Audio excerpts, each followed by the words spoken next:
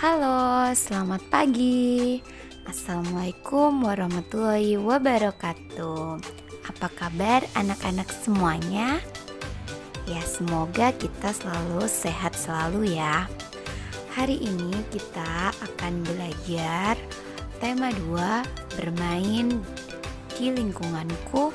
Subtema 2, bermain di rumah teman. Pembelajaran 2. Yuk kita simak baik-baik. Apakah kalian masih ingat pada pembelajaran sebelumnya, Benny dan teman-teman sedang bermain di rumah Udin untuk memetik jambu. Ketika sedang asyik memetik jambu, Dayu dan Mei datang. Mereka bergabung bersama Benny dan teman-teman. Mereka memakan jambu bersama-sama. Setelah itu, mereka bermain lingkaran simpai. Anak-anak, saat bermain dengan teman, ada aturan yang harus kalian taati. Aturan dalam bermain sangat berguna supaya kalian bisa bermain dengan rukun dan tidak saling bertengkar. Apa saja sih aturan dalam bermain? Aturan bermain bersama teman di rumah antara lain: 1. Tidak boleh berebut mainan dengan teman. Jadi bermainlah yang rukun. Yang kedua, merapikan mainan apabila telah selesai bermain. Supaya apa? Supaya tidak berantakan dan mudah untuk dicari kembali. Yang ketiga, izin kepada orang tua sebelum bermain, supaya orang tua mudah mencari kita di mana kita berada. Lalu yang keempat, membatasi waktu bermain. Kalau bermain tidak boleh lupa waktu ya. Kelima, tidak boleh membuang sampah sembarangan. Yang keenam, saling berbagi dan meminjamkan mainan. Yang ketujuh, meminta maaf apabila melakukan kesalahan dan mau memaafkan kembali. Yang kedelapan, bila bermain menggunakan air, secukupnya saja dan jangan lupa dibersihkan kembali. Itulah aturan bermain bersama teman di rumah. Jika aturan-aturan tersebut bisa kalian taati, maka bermain dengan teman akan lebih menyenangkan. Tidak ada lagi yang bertengkar. Begitu juga saat bermain simpai. Kalian harus menaati aturan saat bermain. Coba kalian lihat di gambar berikut. Manakah gambar yang menunjukkan taat aturan saat bermain? Yap, benar sekali.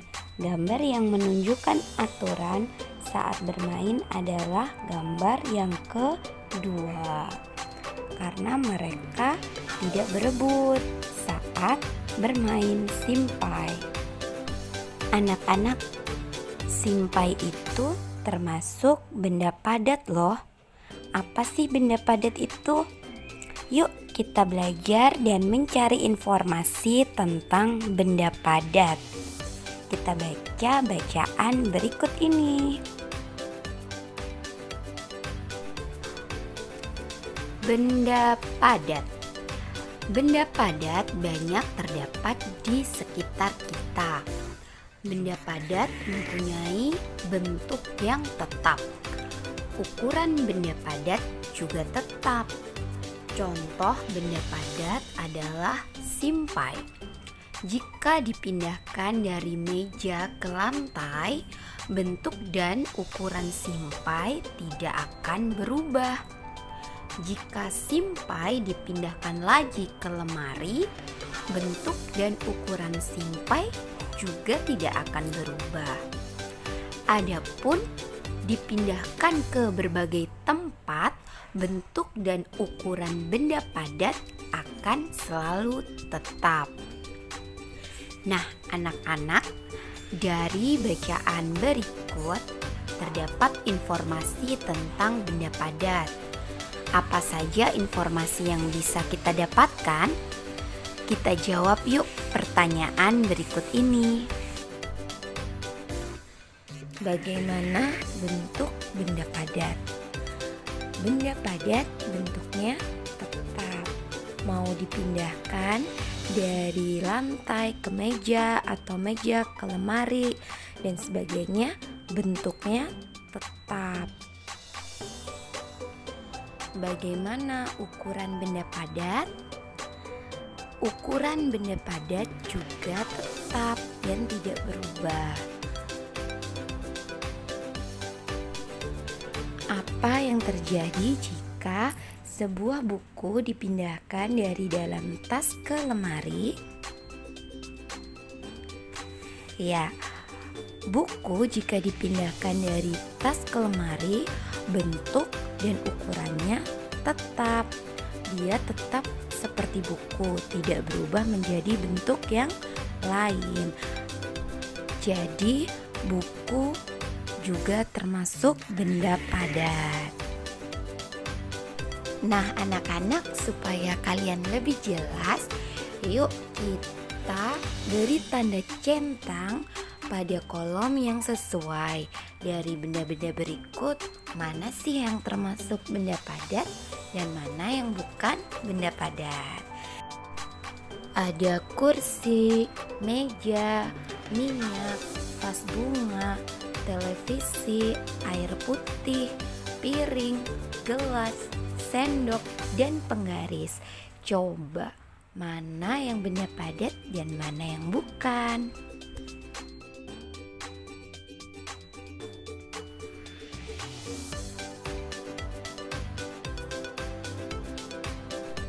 Apakah kalian sudah menemukan jawaban?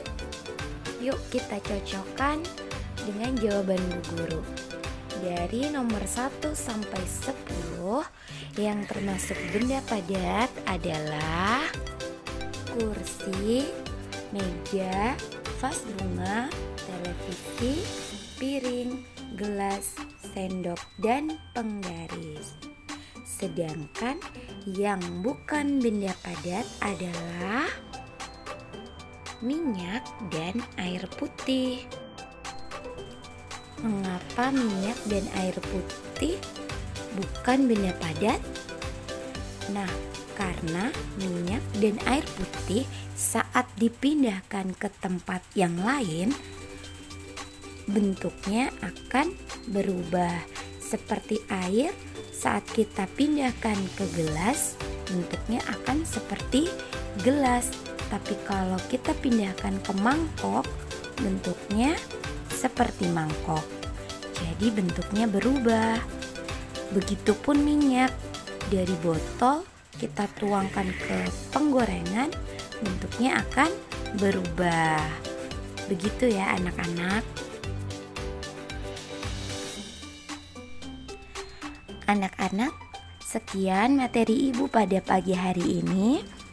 Semoga bermanfaat untuk kalian. Nah, selamat belajar. Sampai ketemu besok ya. Semangat!